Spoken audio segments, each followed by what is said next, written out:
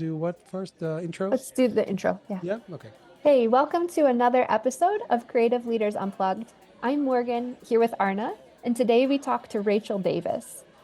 Yeah. And Rachel is Energy. a Sorry. energy. That's a Yeah. great Sorry. word. That was my first thing that came to mind. Sorry, interrupting you. We always Energy. improv the intros, so it's always Sorry. Did you have something prepared? nope.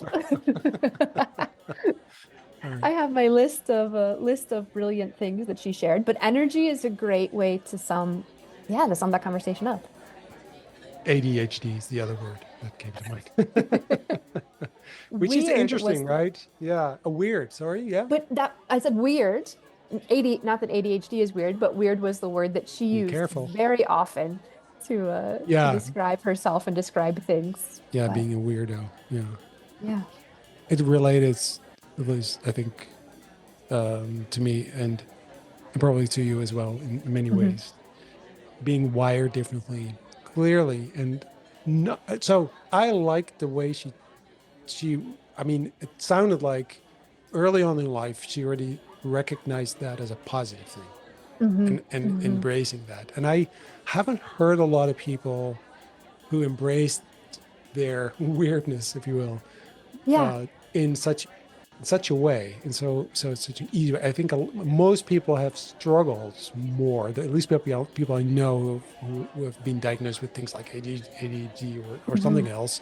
hmm They before they were, labeled that way, or before they kind of found their peace with it or whatever. They struggled with it, and it sounded that like she was really quick to embrace it, and yeah. that's admirable.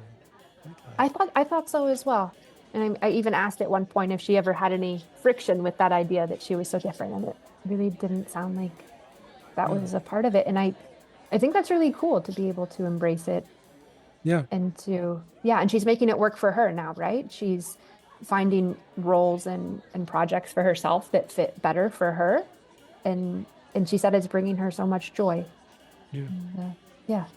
Yeah. And so another phrase, brave space, comes Mm, to mind. The idea of brave space. And I mean, it's not the first time I've heard of it, but it reminded me of it again because I'm really interested in this psychological safe space.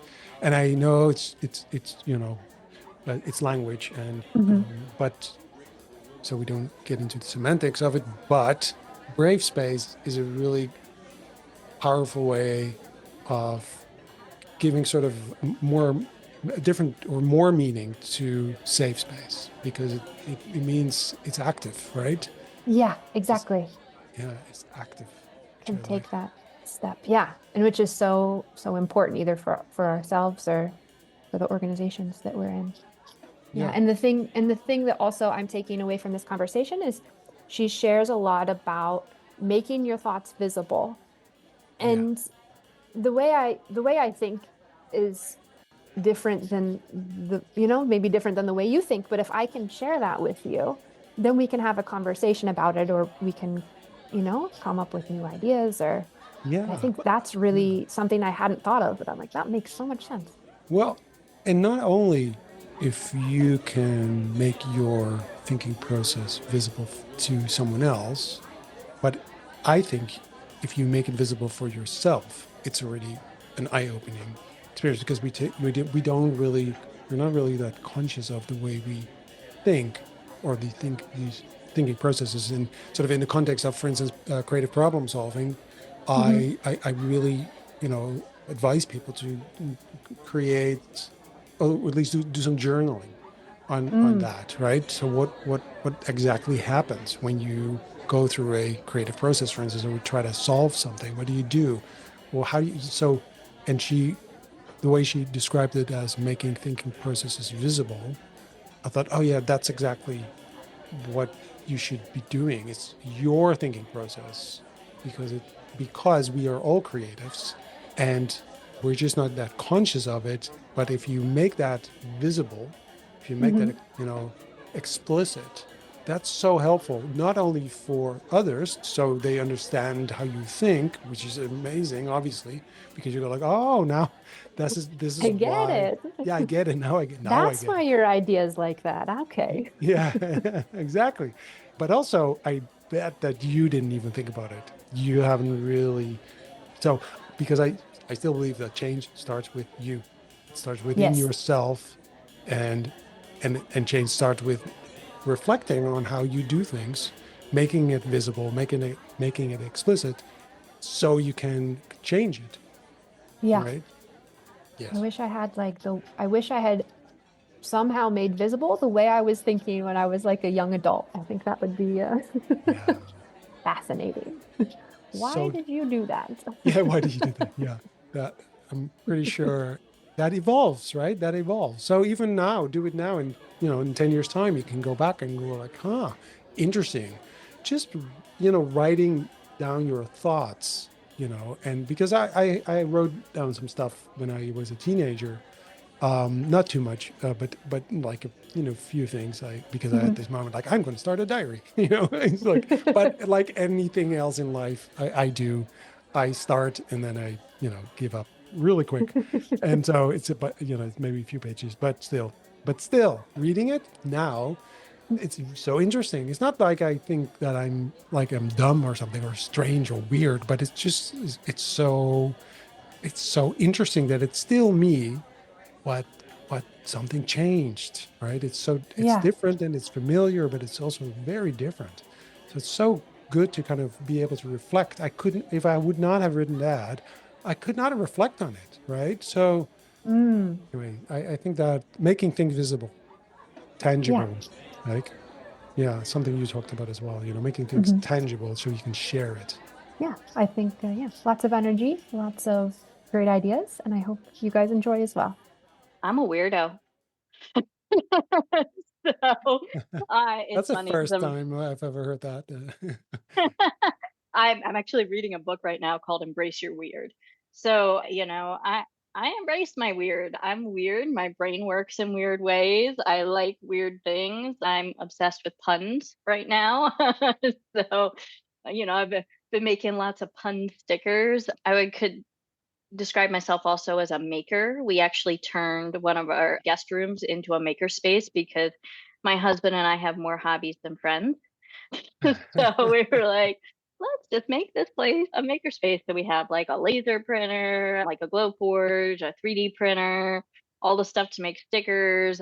We started a YouTube channel a while back about AI that we just lost time for. It was called Unserious AI. We have a couple of videos up there. So we have like a little mini YouTube studio in there. So it's just, my neuro spicy brain has lots of hobbies. We have lots of doom piles here, lots of weird things we explore, and I just embrace it. So, That's awesome. That's awesome. That's so cool. So, all right. Yeah, now I have a lot of questions. So, okay, all Yes, right, me ask them too. all. Me I too. also love questions. As I look So, at my own doom piles across the yeah, room. Yes. yeah, me too. Like, yes. I yeah, like that yeah, phrase. Yeah. Yeah, it's yeah. so funny because my husband and I were in the car the other day and we were talking about, well, we need, how like they have emotional support animals, we need an ADHD support person like to come and help us clean up our doom piles or organize our closet or clean up the maker space, right? So we kind of like wrote this ad in our head, like couples seek ADHD support person. So That would be yeah, very useful. That would be it very, would, very wouldn't useful. it? Yes. Yes. Oh, that's so funny. So, okay, first question that I would like to let's get kind of let's start at the beginning. So, because when did you start seeing yourself as a weirdo? When does that when does that happen, or where did because I can imagine that's not, you don't know that you're weird, right? Because Not in the unless there's beginning. not I in the think beginning, right? everyone's Because weird. well, Probably don't know what weird is, right? Because you're exactly, you like don't as a know. kid, right? You're like you just do everything. You don't care what people think, right? So you don't Exactly. think you're weird, right? Like, but I look at weird as like a positive term anyway. Mhm. But I think it was probably when I was probably in high school, right? Like I was a lot different than a lot of the like I was the artsy girl. I was like an honor society. I was an overachiever with my ADHD brain too, Mm. right? And in high school. So I just doing all the things. I played sports, I played field hockey, I did everything. So I just all the things, right? so so I was like in different friend groups, but I was like always weird. Like I always did my own thing. I was always a maker. I was always making stuff. I just I used to swing dance. There was a lot of weirdos all together in swing dancing, like in a good way, right? so yeah, but a lot of people kind of that as their outlet, right? Just kind of letting go, because swing dancing is like the street dance of ballroom, right? Because you don't have to Mhm. be Right. perfect. You don't have to you don't have to be graceful, which I am totally not. Like I tried to do Zumba once and I looked like I was having a seizure. Like I am not graceful. So like now we in the mornings, like so we just took this morning a fight conditioning class where we're like, Mhm. boxing punches. I probably do not look good doing that. so like cross okay, wait, what Chad? So Yeah, yeah.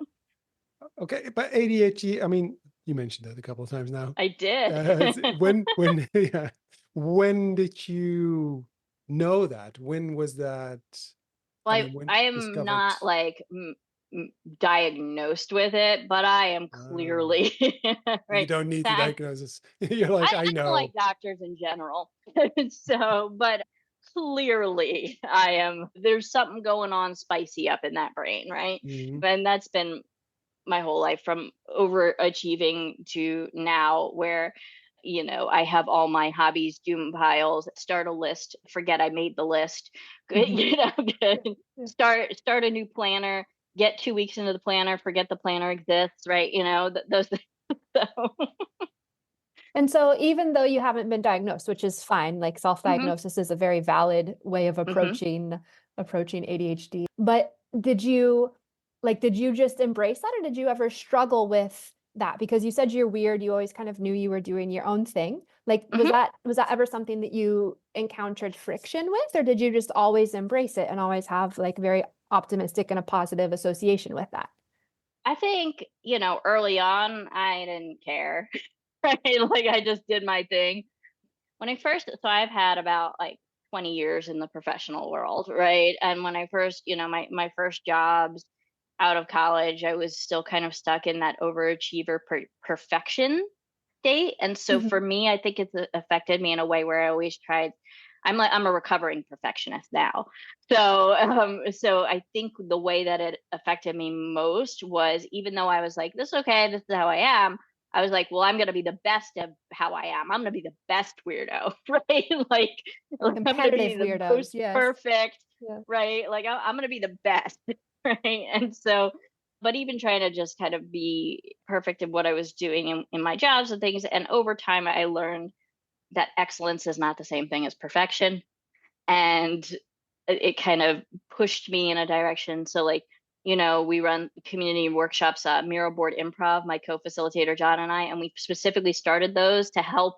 Well, it was for me, it was to help me get out of my perfection brain, right? And just kind of let people mess around on a mural board, like, and not worry about like the messy and what's happening, right? Mhm. Yes, yeah. I don't know that it's interesting because I think both Morgan and I are thinking because I think we're both also weirdos. So in that Definitely. sense, so Yes, we're like, weirdos unite. yeah, totally, yeah, for sure. I too have more hobbies than friends, so because I have a lot of hobbies, and I actually don't want to see them as hobbies. I actually don't like hobbies at all. To me, they're all ambitions, and Yeah, they're not I hobbies at like all. that. Yeah, which is like, yeah, okay, yeah, exactly. But yeah, so I take them very serious. But it's interesting that what you're saying is also really fascinating in the sense that because most people, when you feel you're different, than others, you struggle a little bit with that. You go like, oh, because we're all part of this system that kind of demands certain things Mhm. of you, certain behaviors, et cetera. Yes. And so finding your way in that system can be quite Oh, difficult, yes. right? Yeah. So how do you explain Well, that I you think were the like, first I'm step okay? for me was getting out of my corporate golden handcuffs, right? Mm, Because it affected both my work life and my personal life, right? right. I worked in very regulated corporate environments for over a decade, and they're just not creative spaces. And I think that what's interesting about that is it stifled me at work, but it allowed me to have more creative ambitions outside of Mhm, work. mhm, And so I don't think I would have started as many things outside of work if I was in a more creative field. So for Mm, me, like I look back on that as a positive, like I was looking for that elsewhere. So I was able to do things like swing dancing. I actually started rock climbing. That's something my husband and I used to do together before we were even dating. And there was a rock climbing gym across from we met at work, and we would go rock climbing. um that was also something I did because I was scared of heights. And I was like, oh well, let me do this so I can try to get over my fear of heights. I'm on a rope, it'll be okay. So, but it was indoor rock climbing. Like I don't know if I could go in the real mountains and rock climb. But it was stuff like that, just out because there wasn't any outlet for me, no matter how much I tried to create that. mm, There yeah. just wasn't in that environment. And then after about a decade of that, I was like, yeah, this is enough. It's sucking my soul. And I started to go into more creative environments, but there were a lot of missteps there, a lot of things I won't ever do again. And I think really it wasn't until I started my own consulting business that I really was able to kind of embrace the way I work best and the Mm, weirdo that I am. And I still have a lot to learn there, right?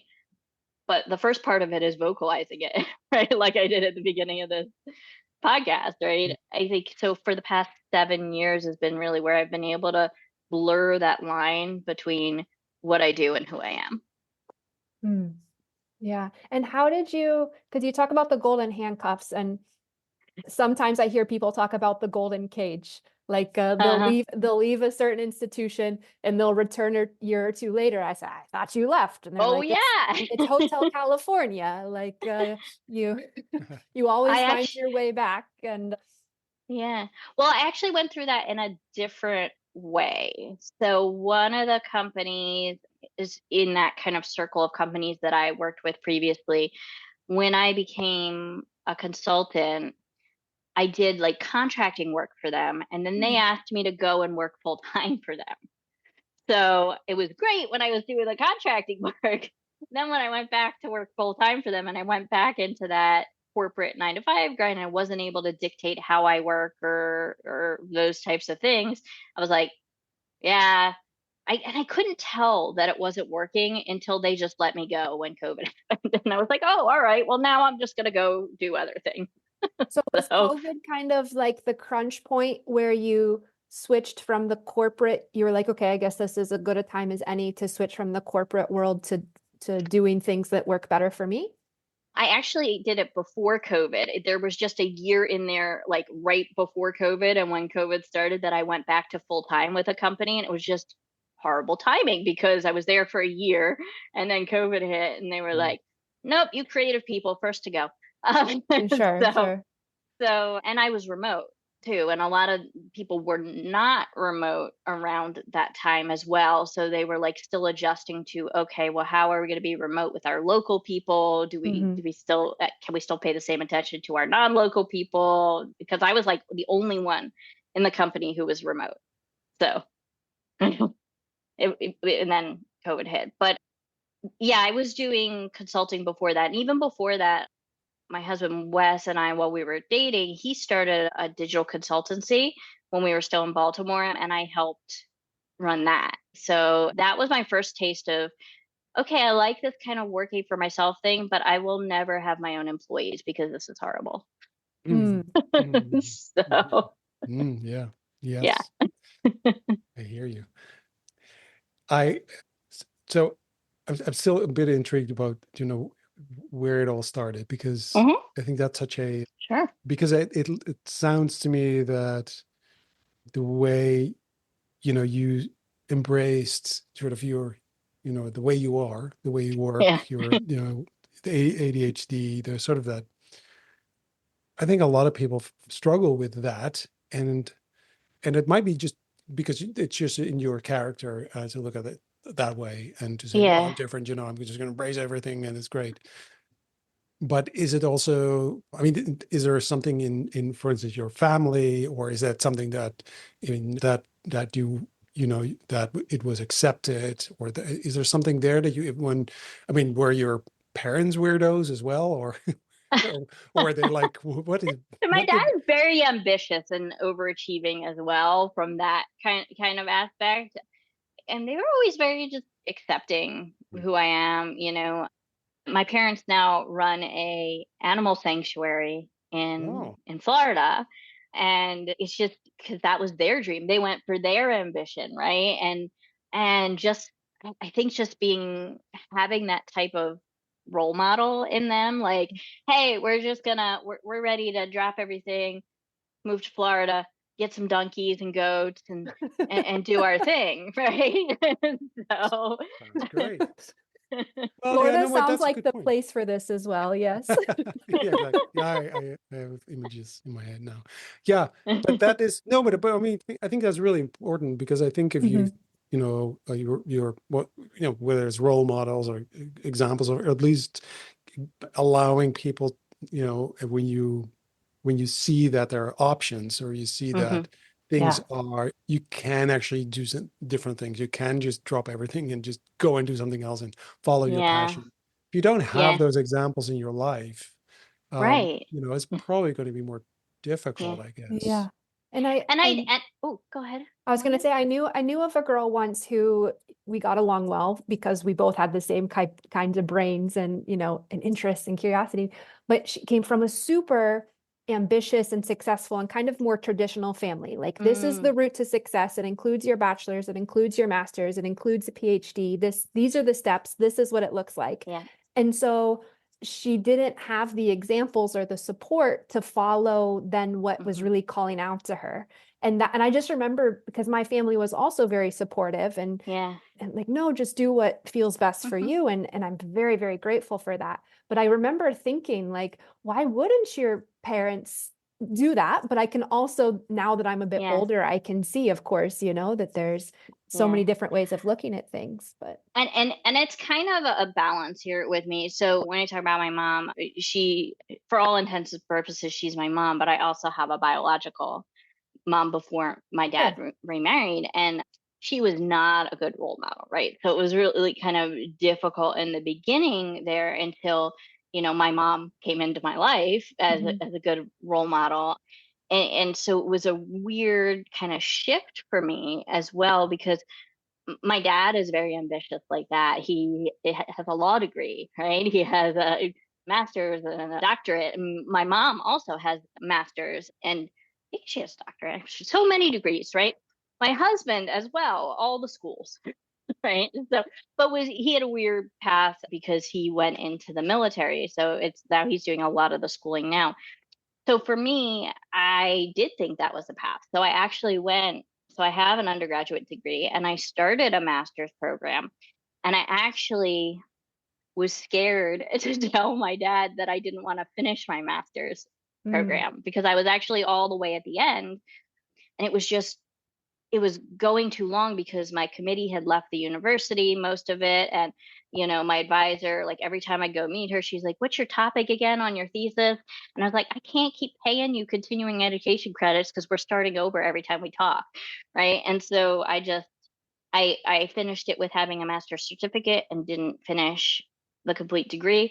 But I don't think I use anything that I learned in school in what I do now. Right. Like for me, I feel like I kind of just use all the knowledge around Mhm. school and my experience. So it's a very different kind of balance. Like I feel like I mean my dad's always supported me, right? But I think it's like it's not like super traditional mindset that he has, but he's always kind of taught me in that way, being diligent in school and finances and stuff like that. So Yeah, Yeah. interesting, right? So I have, I mean, I finished high school and that's it, hmm because I didn't fit in mainly, to be honest. So I was diagnosed with dyslexia, but I think ADHD. I think it was available back then, but I didn't get it. I'm not sure why not, because now I'm thinking, I think I have that too, I but think it's just the norm now. Like if you look at the majority of people that have yeah, it, I think more people have it than not. yeah, yeah. I disagree with that, but I think Oh, we find each other very quickly. So for us, it oh, feels like that. yeah, But that's no, true. it's not the norm. It's not the norm. No, No. I don't think No. so either, but I think everyone can get some kind of a label somehow.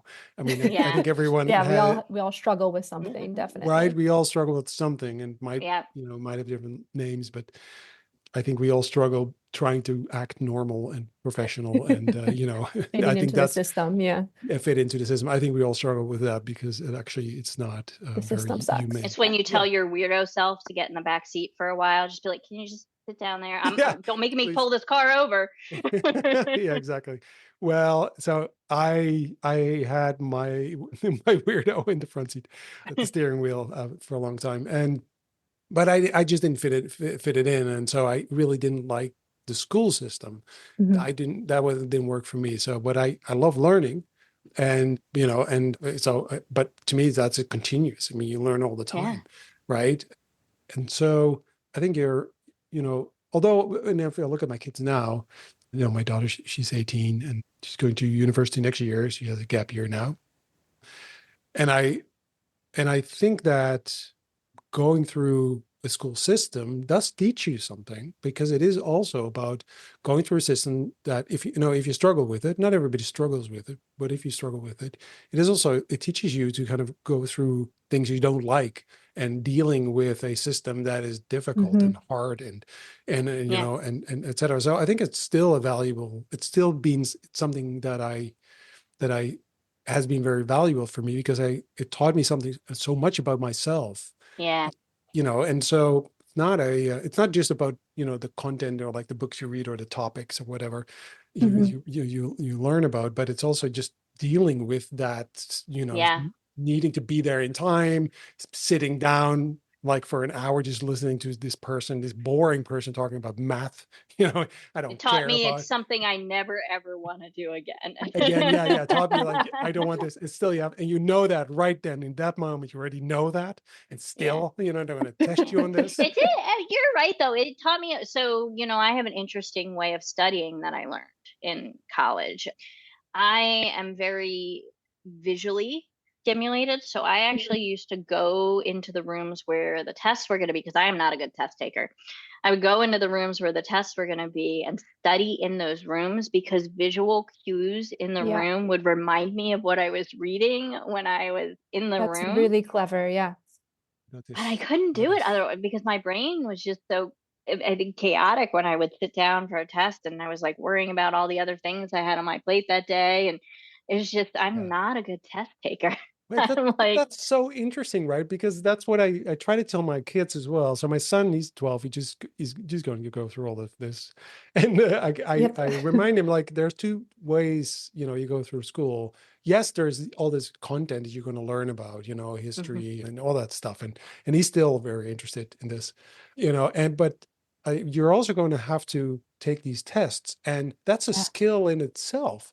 Like, mhm. the Yeah. teacher will ask you a question, it's on paper, and then you have to go like, what exactly does that question mean? And then your brain goes off in all these places, but Yes. interpretation of the question is to me, it was always like, it can mean many things. Yeah. I had the same. Like, it Yeah. depends. It depends, It, right? it So depends. Yeah, exactly.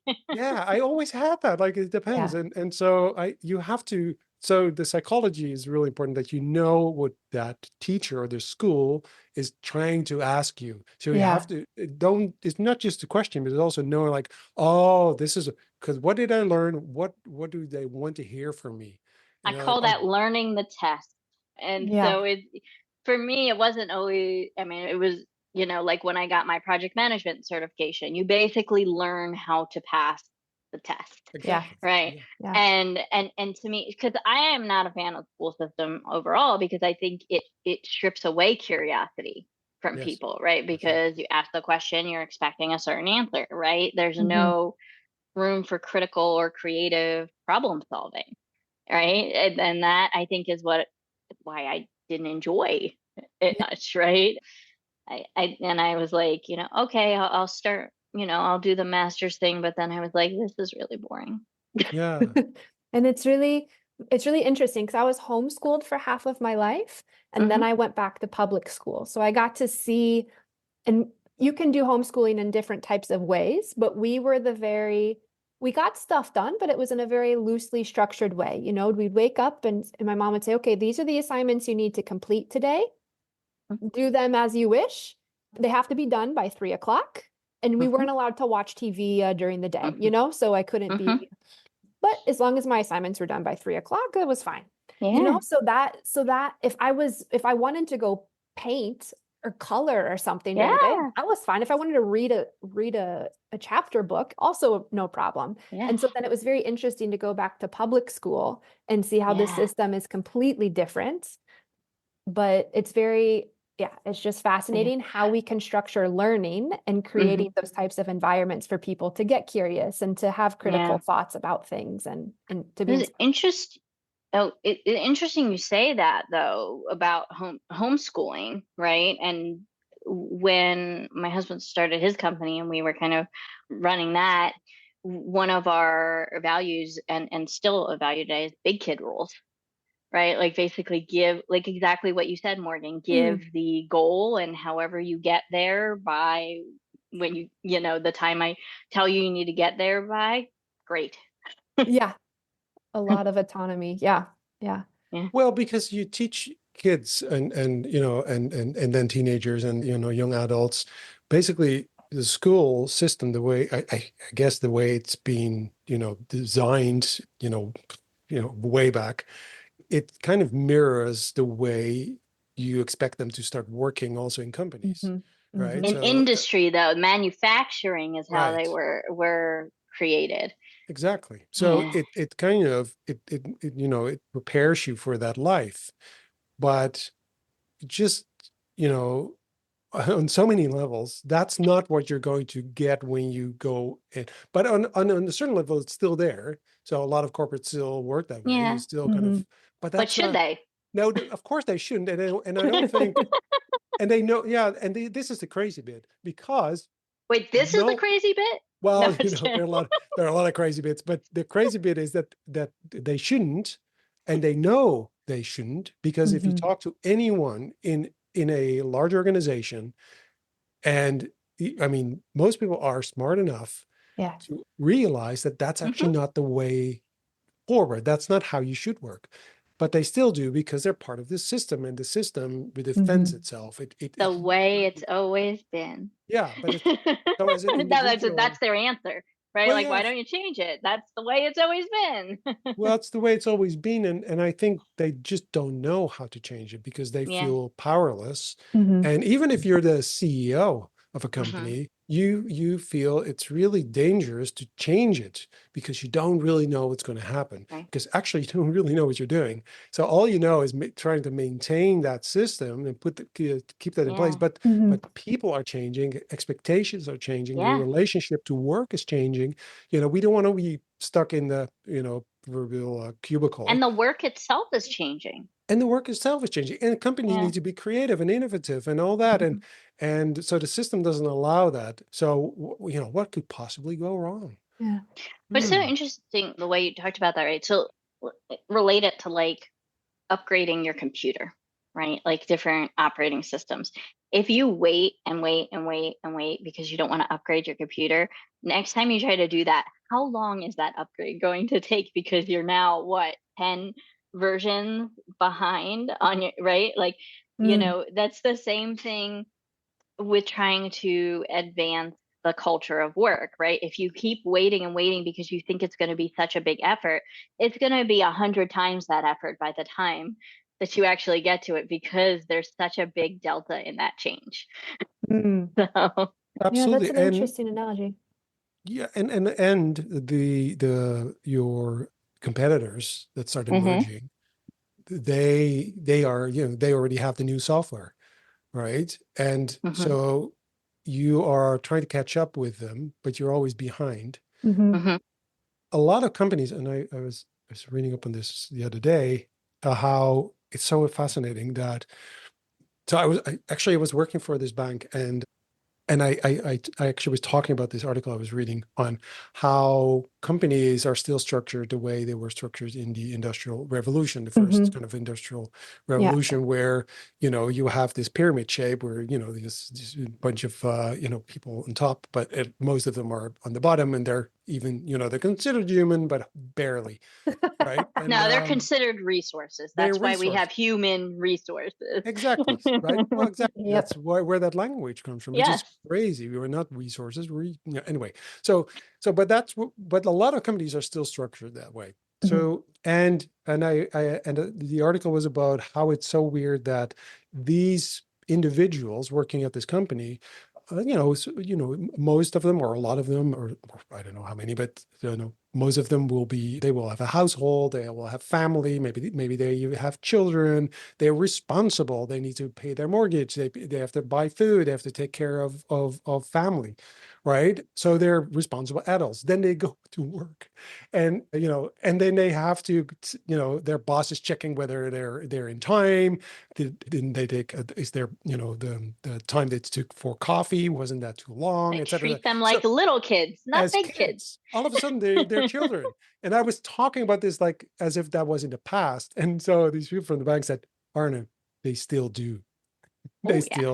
still do. And I was like, how can you Think about timesheet checking in. Oh my goodness. exactly? That's like, I have like timesheet PTSD from working in the corporate world and being like, I don't even know how to, remember what I did the last hour, make me like go Yeah. to a specific project, and my brain jumps around so much. Like when I used to work for design agencies, like you have to charge everything to a certain client for the certain amount of time. And I'm just like, but I do them all at once, kind of. Yeah, exactly. How do I Yeah. timesheet that? How do And I had my uh best ideas when I was taking a shower. Can I count? Does that like, yeah, it's just so weird.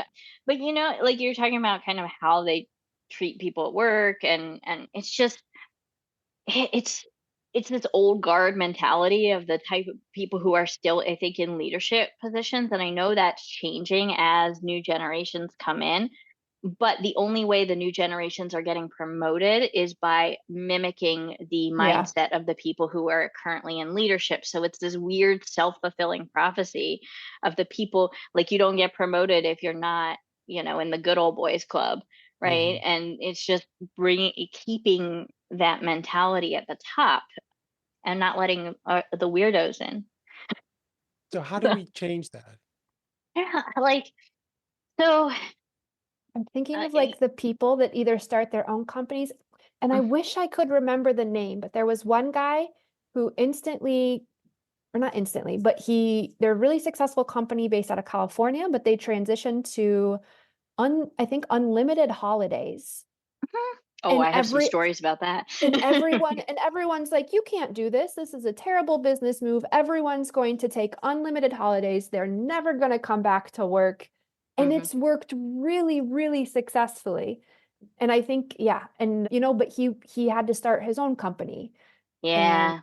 and I think that's it, right? Like the people with those mindsets and the drive to be able to make it work. So I actually worked for a design agency when we moved here to San Antonio. It was one I did in person. And one of the things they sold me on was unlimited PTO, unlimited time off.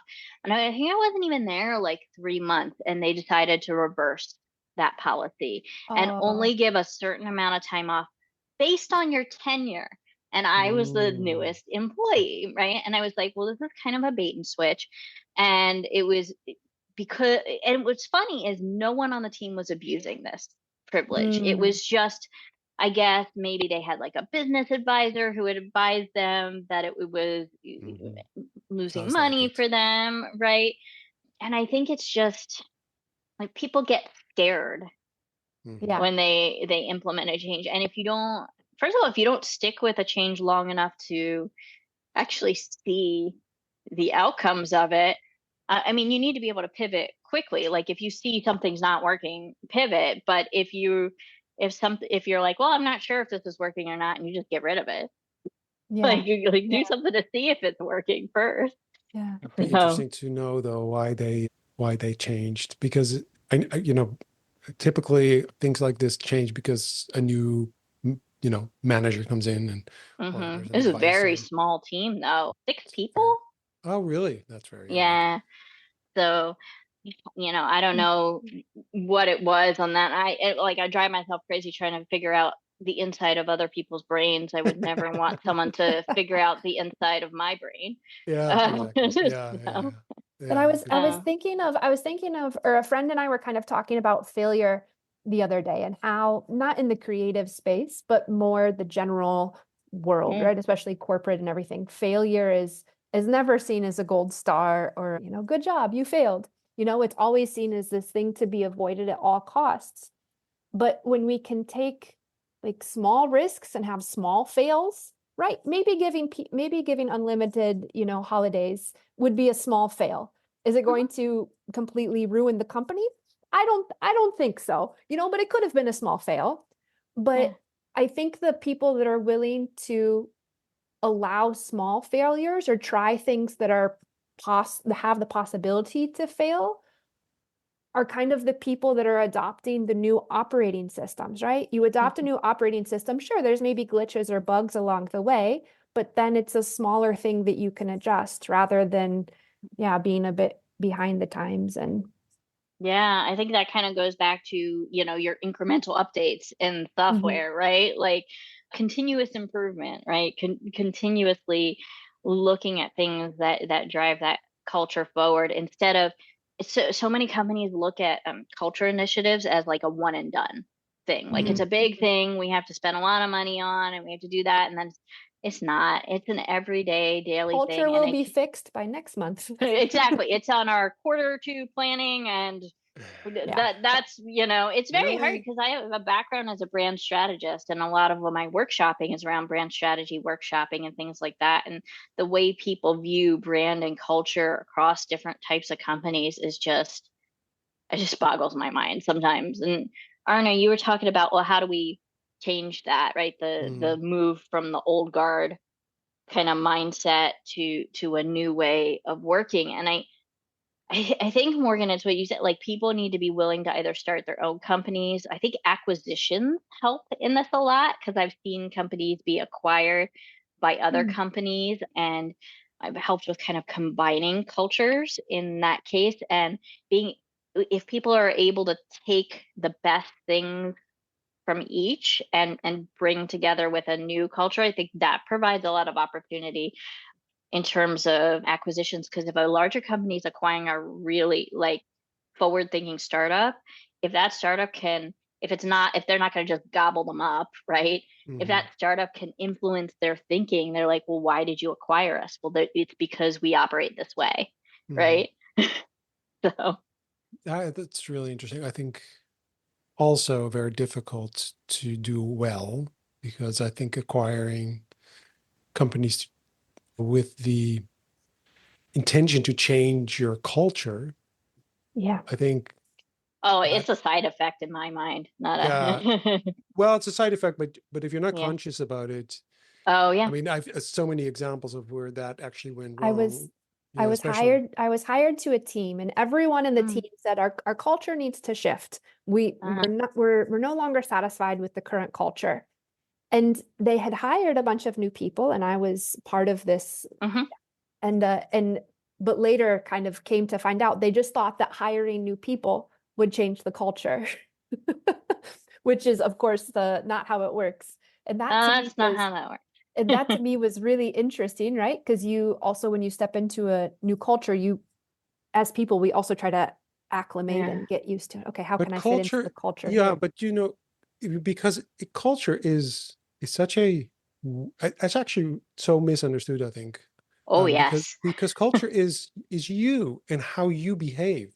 The way you behave and the way you see things and act, and how you relate to the others. That is, and then that's then that is culture. So if you want to change culture, you have to change yourself.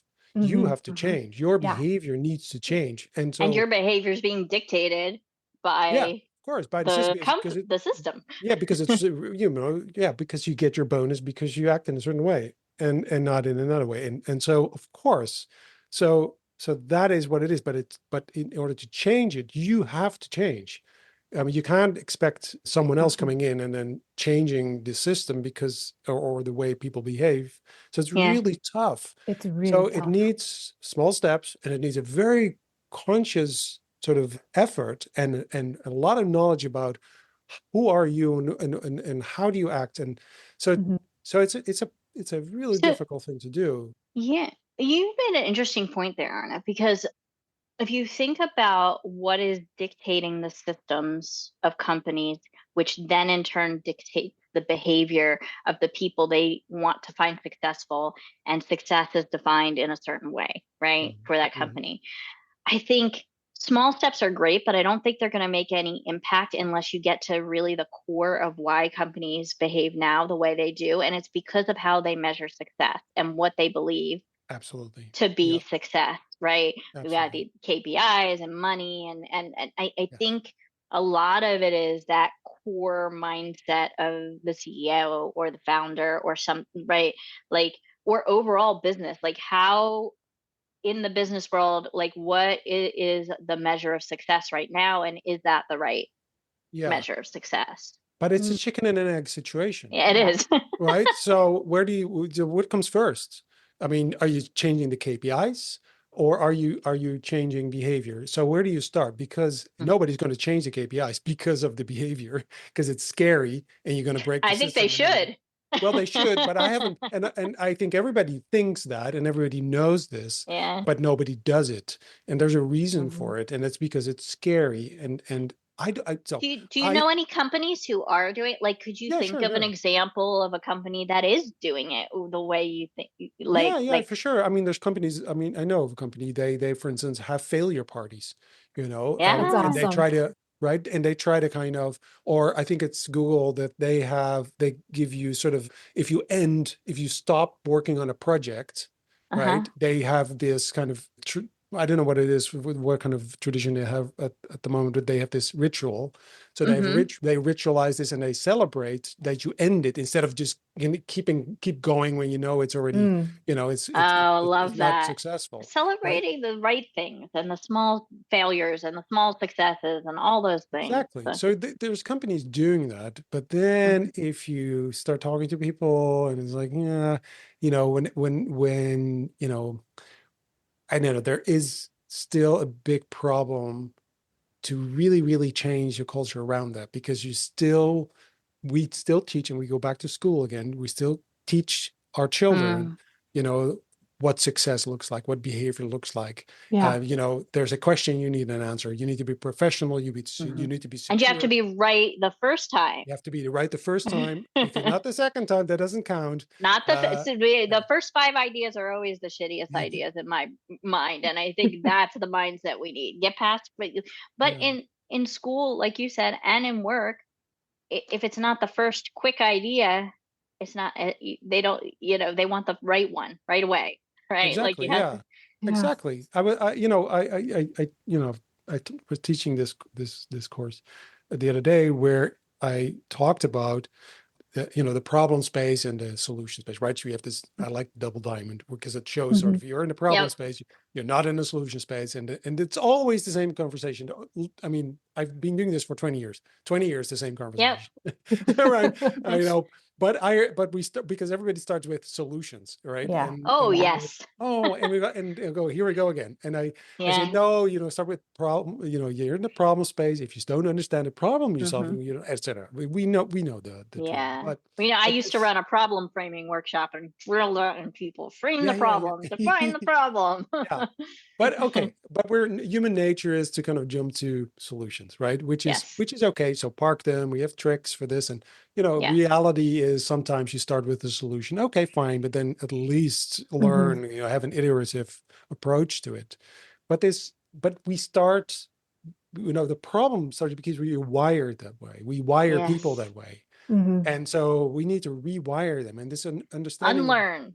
unlearn. Yeah, exactly. Unlearn. So I try to kind of tell them about, make one thing, make that journey of the way you do problem solving, make that explicit. Make notes. If you go through a project, write it down. What do you do? Because everyone has to understand at least the brief, whether that, we call that the problem, or if you've done the Mhm. proper research or not, but at least you have to understand the problem before Yeah. you into a solution. We all do that, except you don't see it as a process. You don't see it as a sort of a way you go through Mm. things.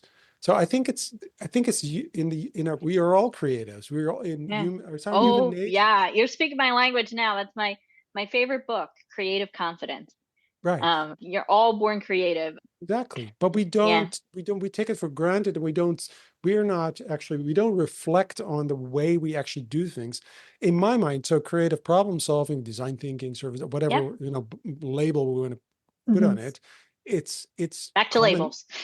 Well, yeah, but it's common sense. It's just like Yes. that's how we do things, except that we're not Yeah. conscious of it, and just making our way of problem solving and creativity more conscious and more explicit. Yeah. That is Yeah. actually what design thinking was, Yeah. meant to do, and it didn't really work, but it was meant to create this mindset of this is how Yeah. we use this Yeah. as human beings. I Yeah. would I So would teach I would teach business students design Mhm. thinking, and these Yep. these were always my favorite moments because they're creative, they're solving problems, they're using their brain. But then when you're able to make it explicit for them and say, no, this is what they have that moment of realization. Oh, that is what's Yeah. happening. Yeah.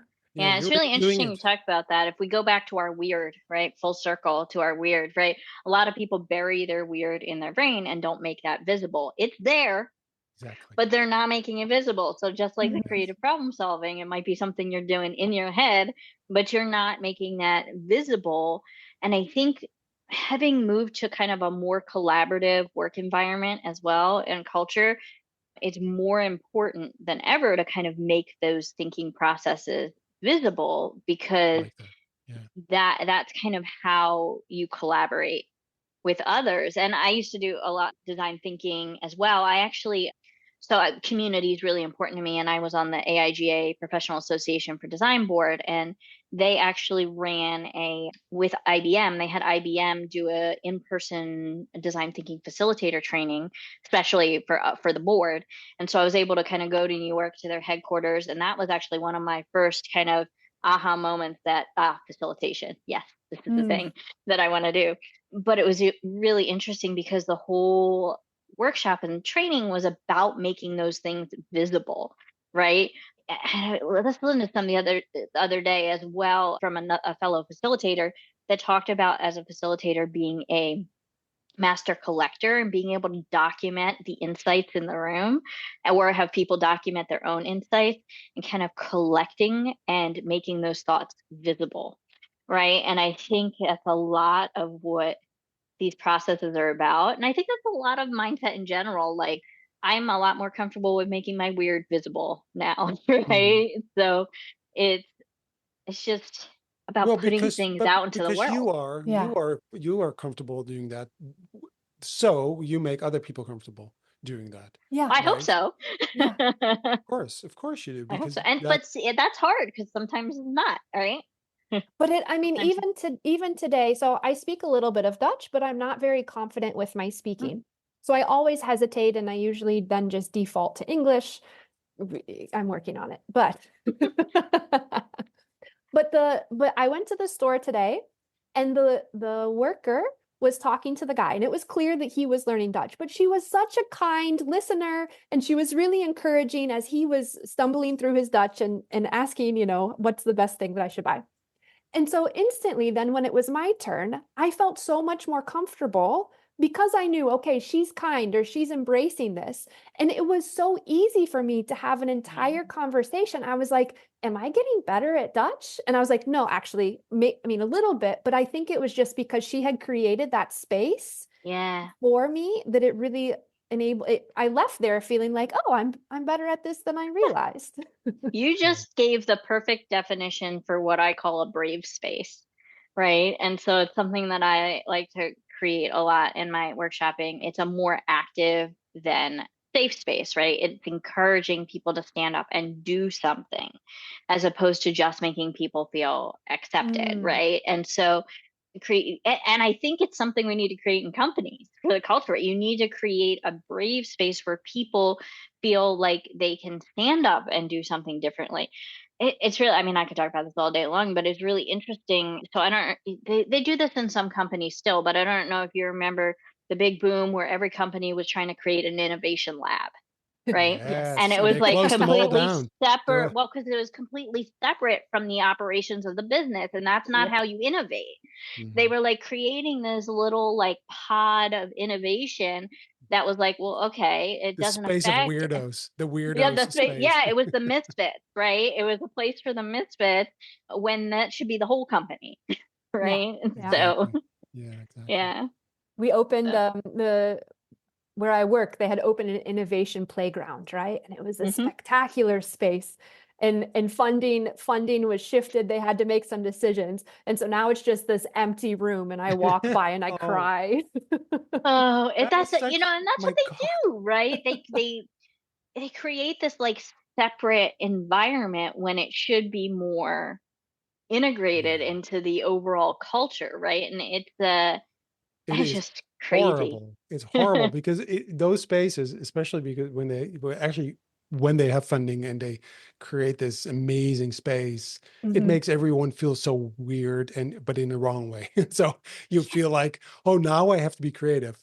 Now, oh, now we're now in the space where we need to kind Very of inauthentic.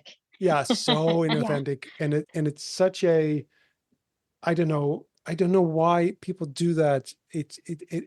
Because it makes it sort of, I know the intention was right, because it just didn't Yeah. work the other way, right? And they checked Yeah. it, sure, but it's also, I mean, I know people who've launched these kind of labs, and Yep.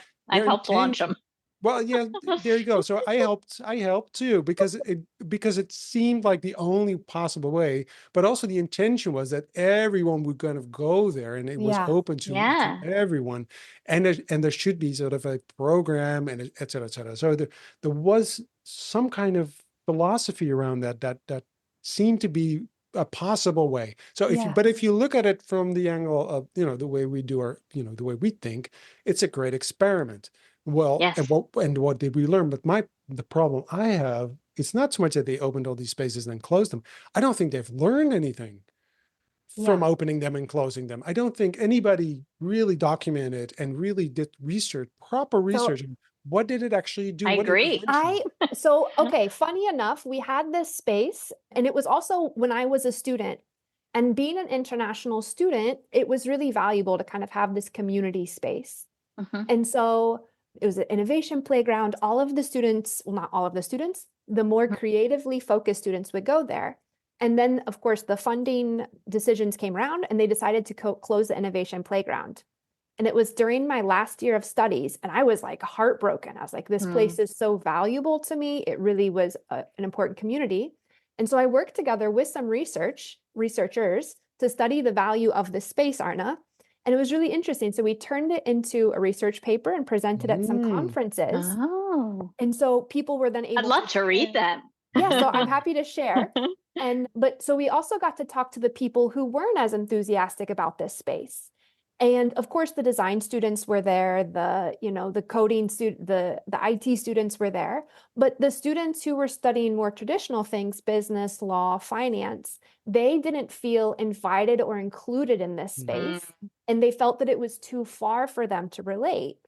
So then, of course, when the administration was looking at this space, they said, yeah, okay, a few students really value this, but it's not necessarily Mm. serving the whole population like we wanted to. That's a really interesting point, and it's actually something I do as a facilitator is meeting people where they are. And I think a lot of times people get overly excited about an idea, and you want people to get excited about an idea, but I think with how big the delta that we were talking about right now Mhm. is between that traditional, industrial revolution mindset and system to where we want to be, because that's such a wide chasm. I think you have to have this let's meet some people where they are mindset. And that is really hard for me sometimes when I'm doing like a really kind of creative workshop or something like that. But I've learned to kind of meet some of those personalities where they are and adapt and pivot to the type of people in the room. I really research ahead of time now, like what is the technology expertise of the people who are going to be joining me. Like I do a lot of one-on-one interviews sometimes with participants to kind of get them a bit more comfortable. And I don't think it's always going to be like that, where that chasm is that big. But I feel like we have to give a little on the creative side too to meet people where they are, whether we want to or not. Yeah, and if we want more people to join in the process, or have them leave our time together with a specific learning or outcome, then of course meeting people where they are is paramount. So Rachel, yes, you are as a facilitator. Yes. What would you tell people who are just starting out and wanting to be a facilitator? And it's interesting because I think I call myself a facilitator nowadays. I don't know where I became a facilitator. It just happened. I didn't even know what that was. Sort of like, but start out. What would you tell people? So there's a couple things, but the biggest thing is actually the banner on my LinkedIn. Everything's a prototype, just like we were talking about earlier in experimentation. It does not have to be perfect to start, right? Like you can iterate, you can have an idea of something, find your people, find a facilitator community. There is a lot out there, and test out your ideas. Go have a little sandbox session. I run my own community sessions every month called Wonder and Workshops, and I just kind of invite people in. Sometimes there's a topic or a workshop I run. Like this past month, it was a fishbowl panel about the challenges that facilitators have, and we all kind of came and answered each other's questions. Like find those communities. And we were talking about this earlier, make your thoughts visible, right? Like don't keep it in your head, like put it out there, do a workshop. My husband and I are running an in-person workshop coming up here in San Antonio for a developer community for developers, coders, right? And we're doing a Lego Serious Play workshop. It's going to be very, very different for them, but it's a really nice place to try something like that out with that community, because it is a community event with like a tech day, right? And it's something that we're just giving of our time to do because we really care about community. Like when we were in Baltimore, we started Code for Baltimore under Code for America, right? Like we really care about having these spaces where people can start to bring those ideas out of their head and into thinking in public, right? I think building in public, right? Thinking in public. And that's hard for some people. Like I'm technically an introvert here. My husband will tell you I'm a closet introvert. I can be really on in a workshop, but then I'm emotionally and physically tired afterwards, right? Relate. Yeah. But I know where I want to put my energies. So community was really important to me. So I put a lot of my energies towards that. And even now, right? Like I'm a big part of the butter community. As you know, Arna, you came to the butter mixer, right? Like I think it's really important for people to have these spaces.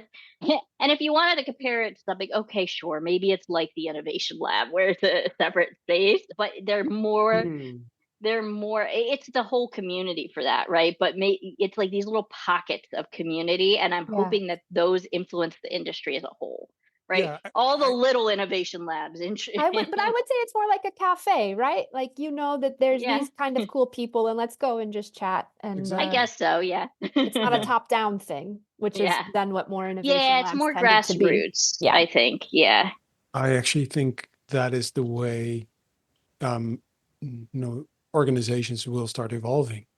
I think, I think that is, we see patterns that will end up being the way we organize ourselves. I think that's what's going on, because these are business organizations. And so you're not a traditional company, but you are, because you're professionals and exchange knowledge, you exchange value, and then you go out and make money the way, with your own business. Yeah. this is how this is an ecosystem This of is the teams way. of people. This is the way.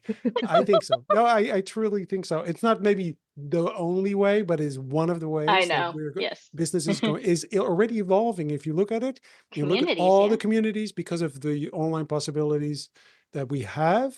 I mean, Hmm. the last 10 years or so. I mean, the amount of communities that have grown because of technology.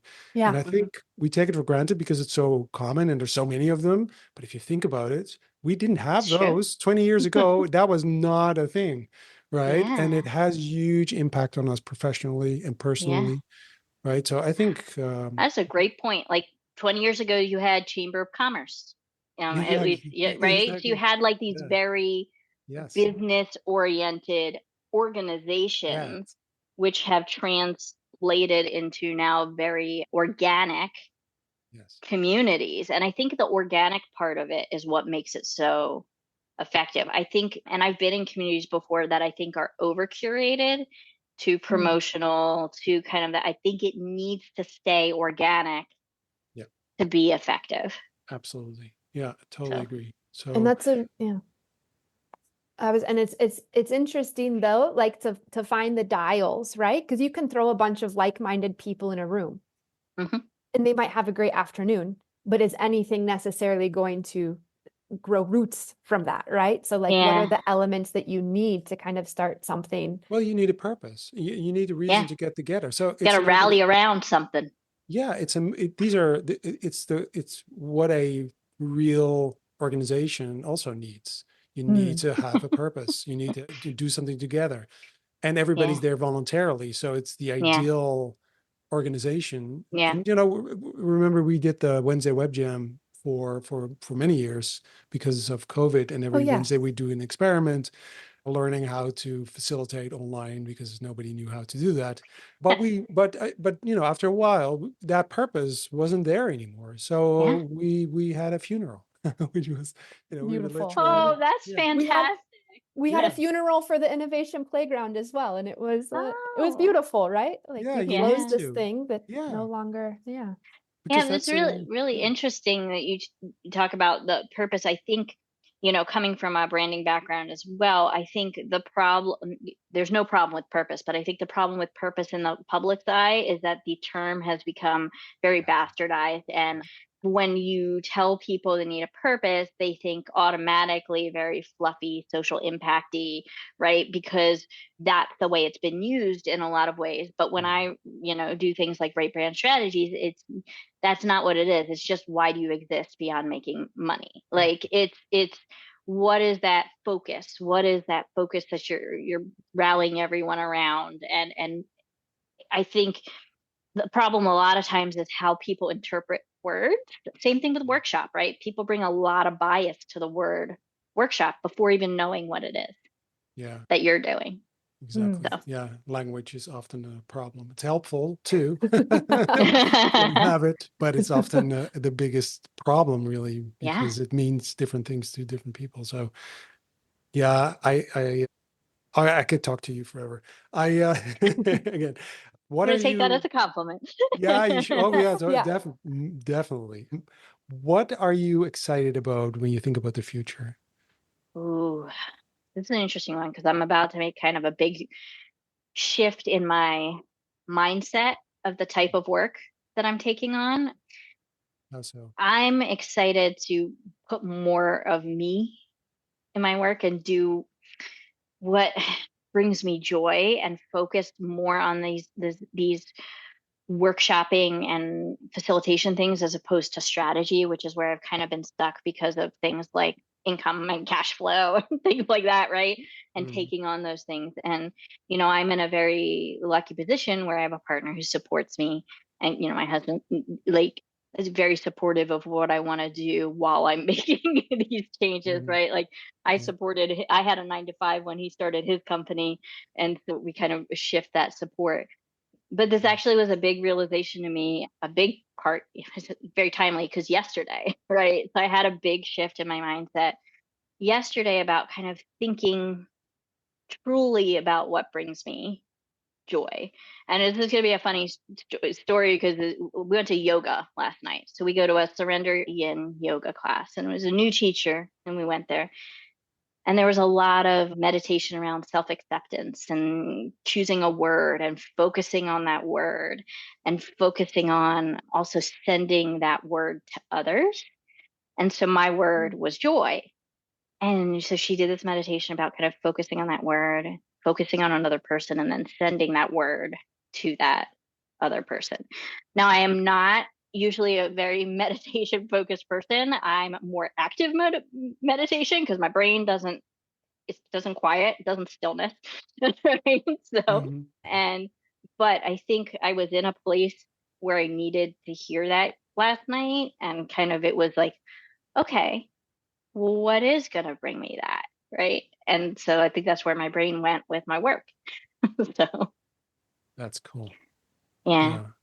That's great. So being I think that's so important. I think everybody should kind of go through that kind of, that kind of either transition or movement, or that kind of realization, or just thinking about what brings you joy. I think that is, if you take some time, because I think, I'm not sure if it needs meditation, but it needs at least introspection. Introspection, right? Yeah. Where you go like, and it really relates. A friend of mine, before I started Future Skills Academy, said, because I'm still a bit lost, to be quite honest, but because after design thinking and service design, I'm like, what's next? I don't know what to do anymore. So having sort of this kind of moment where I didn't really know what direction I should take, this friend of mine said, okay, think about, what, and he said, when did your heart made a leap or something? He said, when did it kind of like, when like, this is a nice moment. And I thought about it, and I thought, oh, often it is because I teach someone something, or I show them an option, and and the penny drops, and I see it, and they go like, oh, this really, oh wow, this helps. And it can be such a little thing. Sometimes it's such a tiny little thing I showed them, and it makes a difference. And I thought, oh, that's actually what I really like, and not trying to kind of change the culture of a corporate organization. That's like really, that's so frustrating. But actually changing, the world, by changing one person. That idea, I love that. I love that too. Morgan, I'm curious, what makes your heart flutter like that? That's a great question, and also something that I've been reflecting on lately. And for me, I love uncovering insights, right? So having these podcast conversations, right? People will have this kind of conversation, and it tends to be that one or two themes kind of jump out. And while I love uncovering insights also with the work I do at the university and also in research, but I also love making this knowledge tangible. So whether it's, bringing it in a concrete example to the class, or writing a research paper, or, putting something together in a book, like it's really work, like uncovering the insights and then making them tangible. But I love doing it in collaboration. If I try to do this on my own, it doesn't bring me as much leaping joy. I love that. And kind of going back to kind of where it was like, what brings me joy, right? Beyond that kind of general aspect of workshopping and facilitation, one of the first questions I ask people, and I actually ask it many times in my Calendly links when people schedule a coffee chat with me, is what's the last thing that made you smile, right? What made you grin, like that big toothy grin, right? Right now I have a client where I am embedded on their team and coaching, doing facilitation coaching of the team members. And that's something I asked them in the Slack channel, right? Before we even started jumping into our one-on-ones. Because for me, even just the act of them thinking about that thing and then re-smiling kind of puts their brain in a place where I feel like we're starting off on the right vibe. And I think that's really important to kind of start off in that place. And one of my favorite quotes is from Gary Ware. You might have heard me say this before, I don't know. Childlike is not childish. And I think that's what brings me joy, being able to see people know that they can have this childlike curiosity and wonder in their work, even if it's a serious topic, or even if their work makes them feel like they need to be super serious all the time, right? Because the only way they're going to get to creative ideas is if they let their whole kind of being go into a creative place, right? So I really like that. Childlike is not childish. Yeah. yeah, because a lot of times when you say, oh, we're going to bring play, and I try not to use the word play as much because of that bias thing that people bring, right? But when you try to help people tap into their weird, they get a little weird in a different way sometimes. So yeah. Wonderful. Thank you so much. Thank you, Rachel. Thank you for this interview. Thank you for being on this podcast. It was really inspirational and lots to process again. Yeah. So Lots of insights to gather, right, Morgan? I have Post-it notes written down. Yes. yeah, it's very cool. I love that. Yeah. So thank you so much. And I'd love to know more about your, whatever adventure you're going to get into, and The next phase yeah, of joy. So would I. yeah, totally. We will obviously we'll keep in touch. So Absolutely. yeah, I love this. Like you said, I could probably talk to you all day, but I know we got things to do. We've got things to do. Yeah, exactly. No, thank you so much.